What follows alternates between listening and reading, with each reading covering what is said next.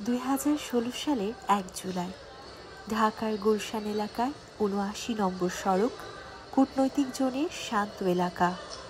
বিকেল গড়িয়ে সন্ধ্যা। ঈদের ছুটি শুরু হতে আর মাত্র 2 দিন। শহরটা যেন একটু ধীর, একটু স্বস্তির।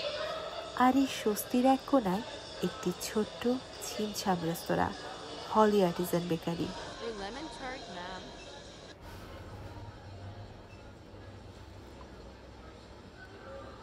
হলি আর্টিজান তখন কেবল খাবারের জায়গা নয়, এটি হয়ে উঠেছিল এক ধরনের সেফ স্পেস।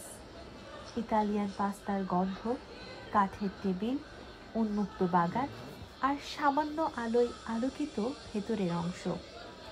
সন্ধ্যা 6টা থেকে আসতে শুরু করে অতিথিরা। বিদেশি কূটনীতিক, উন্নয়ন সংস্থার কর্মকর্তা, জাপানি প্রকৌশলী, ঢাকার কিছু অভিজাত পরিবার, শিক্ষার্থী, প্রেমিক প্রেমিকা। এই সন্ধ্যায় যেন সবাই একটু শান্তি খুঁজে এসেছিল।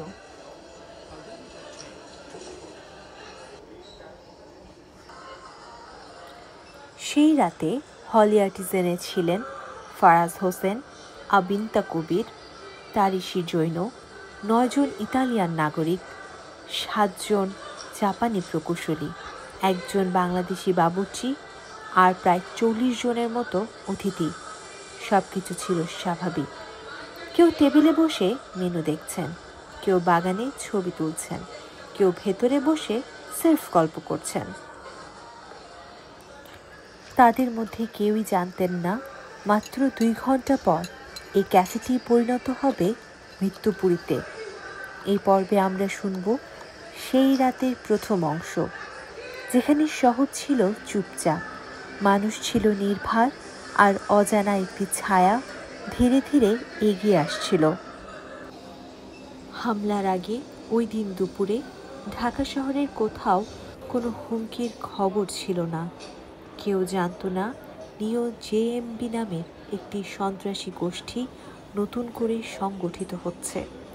তাদের উদ্দেশ্য ছিল বিশ্বের নজর ঘুরিয়ে দেওয়া। সন্ধ্যা নামতেই গুলশানের রাস্তাগুলো শান্ত হয়ে আসে। কিছু রিক্সা চলে যাচ্ছে, বাড়িগুলোতে আলো জ্বলছে, আর হলি আর্টিজানের টেবিলগুলো ভরছে এক এক করে। সে সময় ঢাকার আরও হাজার ক্যাফেতে মানুষ বসেছিল, কিন্তু এই একটি জায়গা ছিল পরিকল্পনার কেন্দ্রবিন্দু। সন্ত্রাসীরা যে কোনো জায়গায় নয়, এই নির্দিষ্ট জায়গাটাকেই বেছে নিয়েছিল। কেন? কারণ এখানে বিদেশি নাগরিকেরা নিয়মিত আসতেন। কারণ এটি ছিল নিরাপত্তা বেষ্টিত অঞ্চলে ঠিক পাশে। কারণ এটি ছিল প্রতীকী জায়গা, শান্তির, সংস্কৃতির, আধুনিকতার। তারা চেয়েছিল শুধু বাংলাদেশ নয়, বিশ্ব যেন চমকে ওঠে। এই এপিসোডের শেষে আমরা রেখে যেতে চাই এক প্রশ্ন। সেই রাতে যারা ছিল তারা কি কোনো ইঙ্গিত পেয়েছিল? কোনো চোখে কি ছায়া লেগেছিল? কোনো মনের মধ্যে কি হঠাৎ করে এক অস্বস্তি নেমে এসেছিল? নাকি আমাদের মতো তারাও জানতো না, নরক যখন আসে সেটি পায়ের শব্দ ফেলে আসে না।